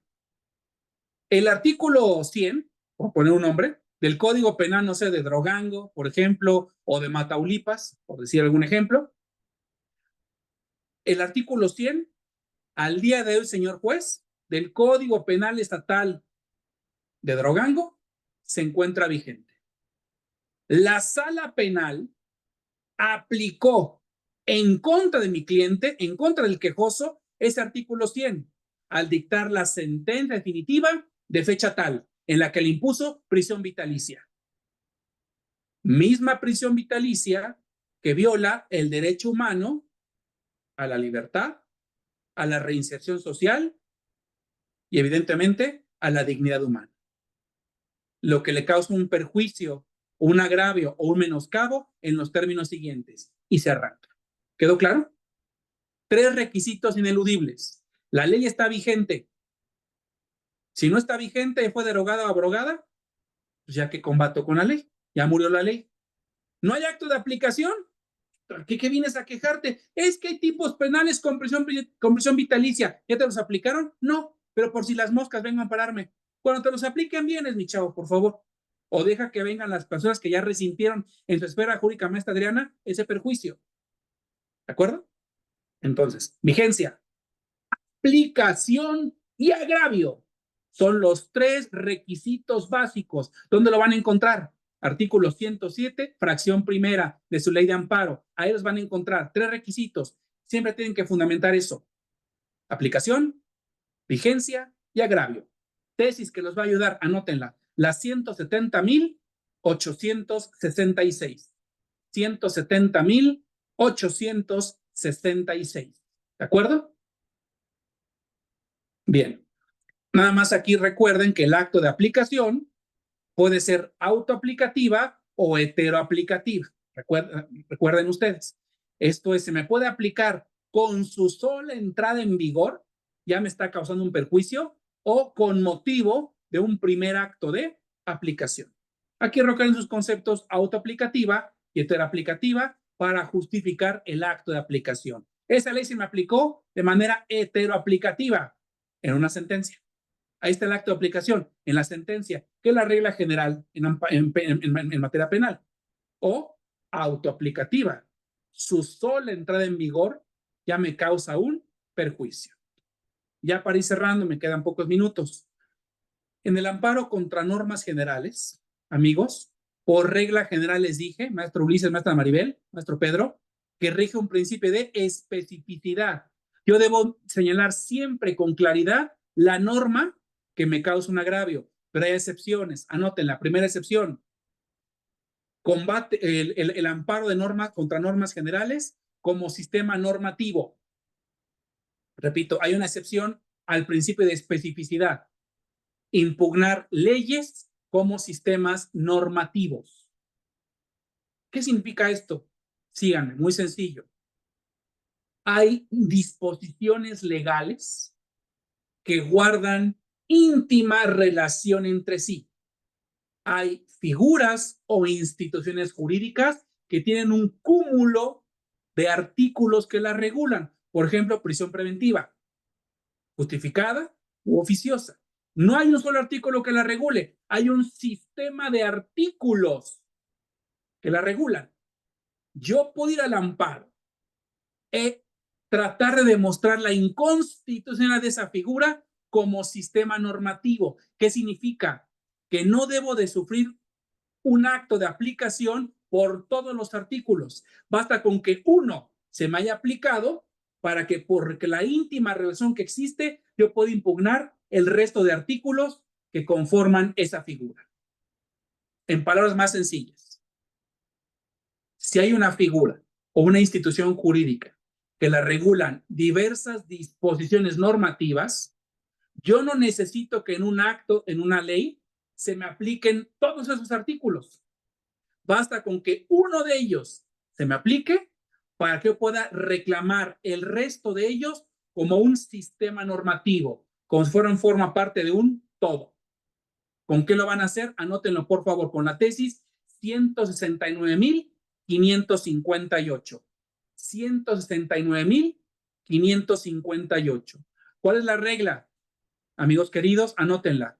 Para que una norma general pueda ser combativa como sistema, una ley la pueda combatir como sistema normativo, esto es como un amparo contra muchos artículos, tienen que guardar una unidad jurídica. Así lo establece la Corte. Unidad jurídica. Ergo, una misma institución debe estar regulada por diversos numerales. Amparo contra sistema jurídico. También, por favor, anoten la siguiente tesis que los va a ayudar, la 2.010.065. 2.010.065. ¿De acuerdo? Bien. Y evidentemente, otra excepción que podemos manejar es el combate o la impugnación de normas generales a través de jurisprudencia temática. A través de jurisprudencia temática. Impugnación de normas generales a través de una jurisprudencia temática. ¿Qué es eso de jurisprudencia temática? Muy sencillo. Se parte del presupuesto que hay una jurisprudencia de la Corte o de los tribunales federales que analizó una determinada figura y ya la declaró inconstitucional. El tema de prisión preventiva o el tema de arraigo ya quedó declarado inconstitucional. ¿Y qué es lo que puedo yo hacer? Otras legislaciones estatales siguen regulando el arraigo, siguen regulando la prisión preventiva oficiosa. Yo puedo ir al amparo y combatirlas utilizando ¿qué cosa? Esa jurisprudencia temática. Dicho en otras palabras, ya no tendré yo que justificar a través de conceptos de violación tan rigurosos la inconstitucionalidad de unas leyes, porque ya una jurisprudencia de la Corte sobre ese tema ya fue emitida y simplemente la invoco como jurisprudencia temática. A manera de ejemplo, el arraigo a nivel federal desaparece por jurisprudencia de la Corte. ¿Y qué es lo que pasa? A nivel local, todos los arraigos también deben desaparecer. Si a alguien le aplica un arraigo, ¿qué tengo que hacer? Acudir ante la Corte, bajar esa jurisprudencia e invocarla ante el juez de amparo. ¿Y qué voy a señalar? La Corte en jurisprudencia temática, eso es sobre el tema del arraigo, ya lo declaró inconstitucional. El Código Penal que afecta a mi cliente, habla de arraigo. Juez de amparo, te pido que apliques esa jurisprudencia porque es temática. ¿Quedó claro esto, amigos queridos? Y finalmente, digo, hay muchísimos temas más que podemos seguir hablando, pero por razón de tiempo ya, evidentemente no podemos manejarlo. Simplemente partiremos de una premisa básica. ¿Cuál es el efecto de que yo gane un amparo contra normas generales? ¿Cuál va a ser el efecto que se va a generar? El efecto es artículo 78 de la ley de amparo. Anótenlo, entiéndanlo, estudienlo. El artículo 78 amerita por lo menos un par de horas de explicación. Solo ese artículo, por todo lo que implica, cuando menos 2 horas. No tenemos el tiempo, espero en 5 minutos máximo poder explicárselos. Cuando una norma general es impugnada en amparo, se genera el efecto de inaplicación. Así lo dice el artículo 78, inaplicación. Pero esta inaplicación, amigos, tiene dos vertientes, tiene dos variantes. Una, si se trata de amparo directo, y otra, si se trata de amparo indirecto. Repito, la inaplicación tiene dos efectos diferentes. Depende si es directo o si es indirecto el amparo. Síganme. Si el amparo es indirecto, yo gané el amparo contra normas generales en la vía indirecta, ¿cuál es el efecto? La norma se expulsa de mi esfera jurídica, se inaplica de manera permanente. ¿De acuerdo? Se expulsa o se aplica de manera permanente. ¿Qué significa esto? Que al quejoso nunca se le podrá volver a aplicar esa norma general. Yo derroté su presunción de constitucionalidad, demostré que la ley viola derechos humanos y fue en la vía indirecta, esa ley nunca se me puede volver a aplicar. ¿De acuerdo? Pero si yo la hice valer hasta el amparo directo, su efecto es de inaplicación temporal o, como digamos en el argot de licenciatura para que quede más claro, una inaplicación en una sola ocasión. Solo por lo que respecta a este asunto, solo por lo que respecta a esa sentencia. ¿Qué significa? Que a futuro esa norma sí se le puede volver a aplicar al quejoso. En otras palabras, en la vía indirecta se expulsa de manera permanente. En la vía directa solo se inaplica en este caso concreto. El día de mañana la autoridad tiene libertad de poder volver a aplicarla. ¿Quedó claro esto? Con efectos, anótenlo, regla general, con efectos de relatividad. Efectos de relatividad. Esto es, solamente el amparo va a proteger, el amparo contra ley, al quejoso que lo hizo valer. No puede, por regla general, tener efectos extensivos. No puede, repito, bajo regla general, tener efectos extensivos, a menos que se trate de dos supuestos, de dos excepciones. Anótenlas. Esto es, puede haber efecto extensivo en el amparo contra leyes. ¿Cuál es el primer supuesto? Cuando el propio órgano de amparo estime que el artículo que se declaró inconstitucional se encuentra reproducido, se encuentra subsumido su núcleo en otros artículos diferentes. En ese supuesto puede ampliarse el efecto del amparo, no solamente a ese artículo, sino al resto de artículos que están regulando esa misma figura. Pongamos un ejemplo absurdo. Yo estoy peleando la prisión preventiva. La regula del artículo 1 al 5. Yo solamente estoy combatiendo el artículo 5. ¿Qué puedo decretar el juez de amparo? Te voy a conceder el amparo contra el artículo 5, pero te doy un efecto extensivo y lo hago aplicable también para los otros 4 artículos que regulan la prisión preventiva. Esto en la tesis, anótenla, 165,617. Es el efecto extensivo en el amparo contra leyes. 165,617. Y la segunda excepción es la declaratoria general de inconstitucionalidad. Declaratoria general de inconstitucionalidad, que está en el artículo 231 de su ley de amparo. 231 de la ley de amparo. ¿Qué se establece ahí? Que solamente la Suprema Corte, en determinados supuestos, podrá invalidar la ley, no solamente en favor del quejoso, sino en favor de todas las personas. Esto es, a nadie se le podrá volver a aplicar una ley declarada inconstitucional, no solo al quejoso, sino a todas las personas en México. ¿De acuerdo? Queridos amigos, como pueden darse cuenta, fue una pequeña probadita, algunos temas, llamémoslo así, vigentes, que merecen análisis, que merecen reflexión de un tema tan importante como lo es el amparo contra leyes. Este es un taller que yo imparto en 30 horas. Esta fue una pequeña probadita de 1 hora de ese taller. En ese taller, ¿qué hacemos? Ponemos casos prácticos, les pongo leyes, normas generales, tratamos de identificar dónde está la violación, hacemos ejercicios de conceptos de violación y ejercicios de cómo responder, cómo declarar la inconstitucionalidad de una ley. Así que aquí en INDECAJ o en cualquier otra institución, ustedes por favor sigan estudiando este tema.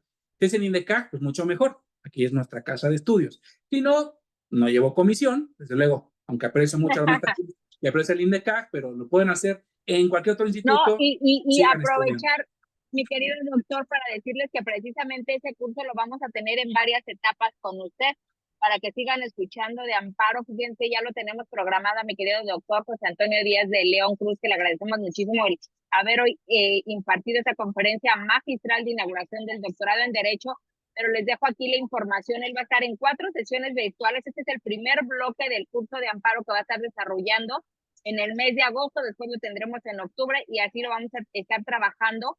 Ahí están esas 4 fechas: martes 20 de agosto, jueves 22, martes 27 y jueves 29, curso especializado en juicio de amparo, principios y bases constitucionales, fundamento constitucional, convencional y legal del amparo, la naturaleza jurídica, fines y objetivos, vías de tramitación y las principales instituciones jurídico-procesales que lo conforman. Esto es la primer parte de este gran curso de amparo al que ustedes tendrán oportunidad de inscribirse para seguir aprendiendo de mi querido doctor Pepe Díaz de León. En redes sociales ya tienen toda la información y por los alumnos de doctorados y maestrías en INDECAC saben que tienen un descuento preferencial. Mi querido doctor, mil gracias, y para la gente que nos sigue, recuerden que hoy fue la conferencia inaugural. Mañana aperturamos de manera formal las clases del doctorado. Todavía tienen oportunidad de inscribirse. Por eso quisimos compartir de manera completa esta gran conferencia para todo el público que sigue a INDECAF. Doctor, mil gracias siempre por No, al este contrario, tiempo que tiene a bien gracias a compartir. todos. Pues solamente, queridos amigos, agradecerles de luego al INDECAG, a la maestra Cristina, reiterarles mi felicitación por estar aquí en el doctorado. Nos vemos muy pronto dentro del doctorado en un módulo particular, y si no, como bien lo comentaba la maestra Cristina, en el taller que vamos a elaborar, iremos, lo platicaba con ella, de aspectos generales del amparo, hasta ir poco a poco avanzando en módulos cada vez más específicos. Seguramente el último módulo será de amparo contra normas generales, si nos presta vida. Y para cerrar, les dejo mi dirección en Twitter, por favor, hoy llamado X, para que estemos en contacto. Es un Twitter público, me encantaría seguirlos, me encantaría que me sigan. Es abierto el Twitter, lo que permite que puedan comunicarse, mandarme algún mensajito, puedo estar en comunicación con mucho gusto. Es en Twitter, hoy X, es @JD de León 16. Repito, mi dirección es @JD de León 16. No me pregunten dónde saqué ese número. Hice 1000 combinaciones y de todas las que yo quería, todas estaban ocupadas. Ahora resulta que hay miles de días de León en el mundo. Entonces, pues fue el que me dio la máquina y dije, ya, más sencillo. Ese me dio, @JD de León 16. Será un placer seguirlos, que me sigan. Estamos en comunicación. Desde luego aquí en INDECAG. Muchas gracias, maestra Cris. Al contrario, en el curso, y evidentemente el doctor va a estar impartiendo materia en este doctorado en Derecho. Muchísimas gracias a los alumnos que se encuentran de manera exclusiva dentro de la plataforma de Zoom y a toda la gente que siguió la transmisión en vivo en las redes sociales de INDECAC. Muchísimas gracias a todos. Descansen. Buenas Muchas noches, doctor. gracias. Hasta luego. Saludos.